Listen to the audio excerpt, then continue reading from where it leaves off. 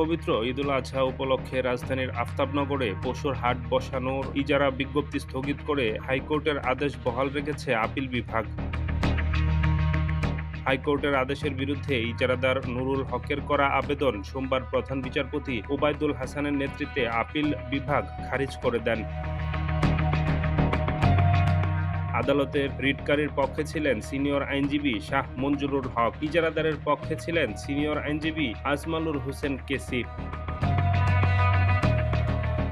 গত ৪ এপ্রিল ঢাকা দক্ষিণ সিটি কর্পোরেশনের প্রধান সম্পত্তি কর্মকর্তা ঈদুল আজহা ২০২৪ উপলক্ষে কুরবানির পশুর হাট বসানোর জন্য ইজারা বিজ্ঞপ্তি দেন। এই বিজ্ঞপ্তিতে ১১টি হাটের কথা উল্লেখ রয়েছে। এর মধ্যে আফতাবনগর হাটের অংশের বৈধতা নিয়ে রিট করেন আফতাবনগর জহুরুল ইসলাম সিটি সোসাইটির সভাপতি মোহাম্মদ আলমগীর হোসেন ঢালী এবং সাধারণ সম্পাদক এস এম কামাল।